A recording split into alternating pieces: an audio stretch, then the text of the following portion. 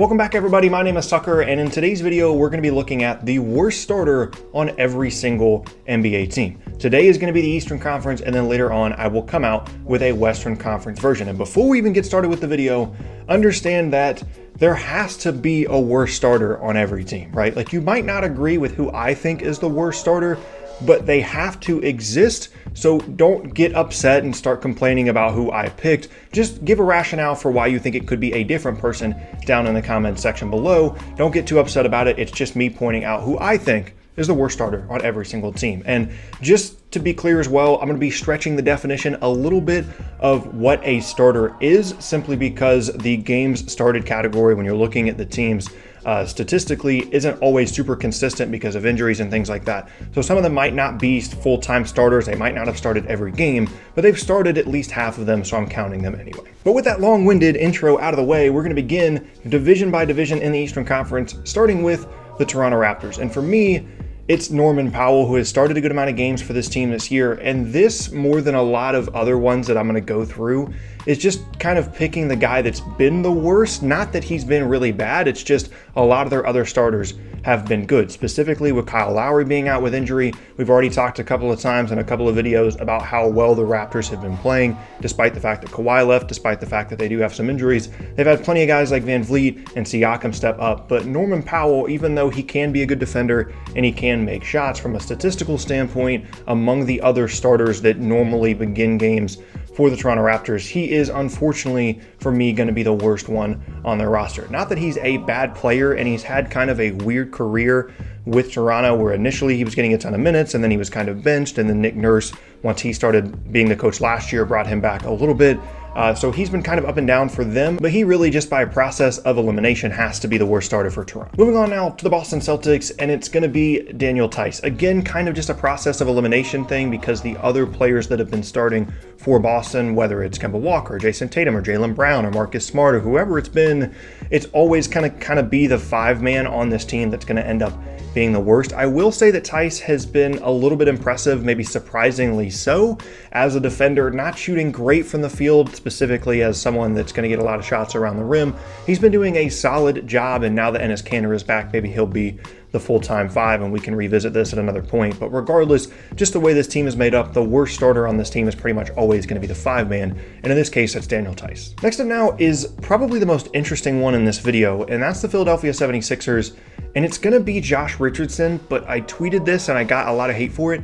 It took me a long time to talk myself out of potentially putting Ben Simmons in this slot. Now, obviously, he's not the worst starter on this team, but when you just first glance look at the statistics, they aren't great for Ben Simmons, specifically compared to some of his other seasons. Now, I understand you have to actually watch the games to determine who the worst starter is, and that's why I'm going with Josh Richardson, because this is actually, when fully healthy, a really good starting lineup for Philadelphia, which we knew coming into the season. Even though the fit isn't great all the time, as individual players, they're all pretty good, with Horford and Embiid and Simmons and Richardson and Tobias Harris. The reason Richardson is on here is just because he is shooting the worst out of this group, and then obviously compared to his statistics last year in Miami from a per game standpoint, they aren't nearly as good now in a different role in Philadelphia. Still a good two-way player, can defend extremely well, and when he's making shots is a very valuable player, can show some occasional playmaking as well, but probably more so than any other player in the starting unit, he's been kind of put on the back burner, so he is the worst starter in Philadelphia. Moving on now to my very own Brooklyn Nets, and this is going to be Garrett Temple, and he's here simply because Kyrie Irving has missed so many games, Karis LeVert has missed so many games, so Garrett Temple is not a starting caliber NBA player, but he's had to be a starter for this team due to injuries, and he's had some big games, specifically three-point shooting wise, but just based off who else they have on the floor, I mean, you've got Dinwiddie, you've got Harris, I'm not counting LeVert and Kyrie in this because they've missed so many games, Jared Allen, Taurean Prince, DeAndre Jordan, whoever's starting at the five.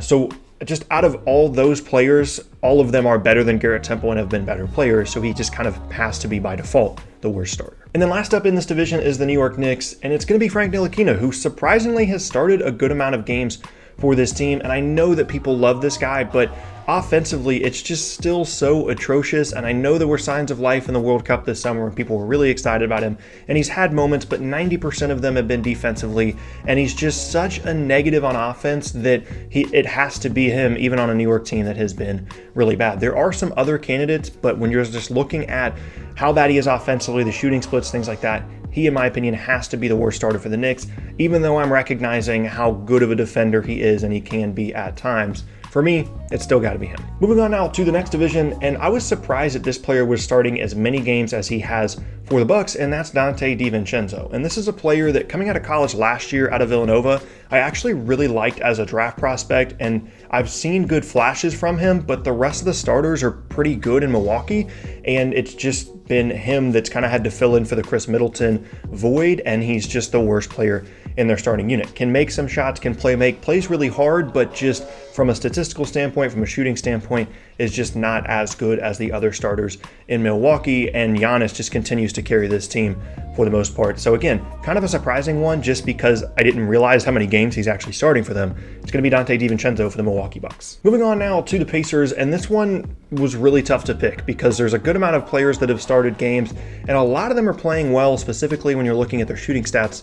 So it kind of has to be Miles Turner, but I really don't feel that strongly about this because so many of their starters are playing well, but when you're looking at some of the per game averages, they aren't great for him. I understand what he does defensively, but all the other players that are starting a good amount of games have been playing well for this team. So it's kind of like, if I have to pick one, then I'll pick Miles Turner, but really there isn't a worse starter for this Indiana team, which is one of the reasons that they're playing so well, even without Victor Oladipo. So just kind of by default, I'm putting Miles Turner here, but I don't feel that strongly about it. Moving on now to the Detroit Pistons, and it's going to be Bruce Brown. I almost put Tony Snell here, but the shooting percentages are much better for Snell than they are for Brown, and so that ultimately was the determining factor. Both of them are solid defenders, solid two-way players, but at the end of the day, this has been an issue for the Pistons for a while. They haven't had a really good wing on this team basically since Blake Griffin got there, so it's been a pretty consistent issue for them. They've had to kind of make it work with guys like Brown and Snell starting, and one of those two was always going to be the worst starter. You can pick whichever one. For me, it's Brown. Moving on now to the Chicago Bulls, and this one's going to get a ton of hate, but it's Lauri Markkanen, and I don't want to put him here. Like, I really like Lauri. I like what he did in his first couple of seasons. But this Bulls team is just an absolute train wreck, and when you're looking at their team and who's starting a good amount of games, weirdly, they've been healthy. Like, their top four guys have started every single game, but they're still just not playing well at all. And he's not playing well in any fashion of the game. His shooting percentages are disgusting. His per game averages are all down. I've talked about this in the past. Unfortunately, it has to be him. I mean, Wendell Carter is still a really good defender. Zach LaVine's been scoring well.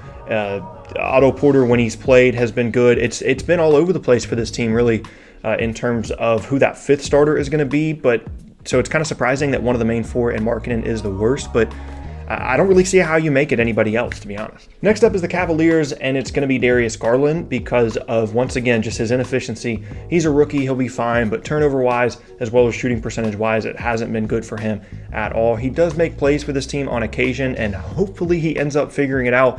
Remember, this is a guy that barely played in college because of an injury and hasn't really played a ton of meaningful basketball in the last 18 months, so it's not surprising that he's getting off to a not so great start. So I'll give him a little bit of a break there, but for the purposes of this video, in terms of the worst starter on the Cleveland roster, it's going to be Darius Garland. Moving on now to the last division, and starting off with the Miami Heat, it's going to be Myers Leonard. And this is a player that I think for some reason Heat fans were really excited about when they traded for him. Part of that is because they got rid of Hassan Whiteside, and the other part of that is Leonard had like one or two really good moments in the postseason last year for Portland, but pretty much he's a guy that can make occasional shots and he's pretty big, and that's about it. Now, it's not that he's completely invaluable to this team. It's just, again, he's not a starting caliber player in this league. He just is kind of masquerading as one currently. So for me, it's pretty easy to see that he's the worst starter for Miami. Next up now is the Orlando Magic, and somehow this is Aaron Gordon. And I knew that he was struggling just watching their games, looking at the stats. But when I really looked into this for this video, I really was made aware of just how much Aaron Gordon is struggling, how badly, he's playing. I don't have an answer for it. Like, the Magic in general are disappointing. His statistics are just disgusting, and the rest of their lineup is actually playing relatively well, at least compared to what he's doing.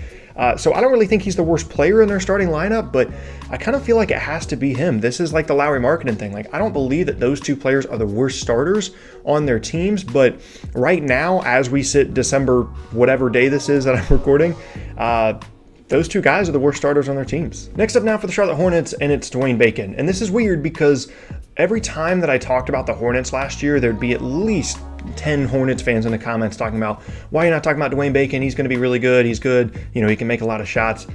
And so I started to pay a little bit more attention to him, and now he's playing awful. And this is kind of one of those guys that I'm stretching the definition of starter a little bit. He's been more of an injury fill-in, but again, not a starting caliber player, not shooting the ball well at all. Maybe he'll be able to turn that around. But for me, on a Charlotte team that is pretty devoid of talent, he's the worst starter. Second to last now is the Washington Wizards, and it's going to be their first-round pick from last year, Troy Brown. There's a couple of options here. Isaiah Thomas was potentially one because of how bad he is defensively, as well as not being the most efficient scorer.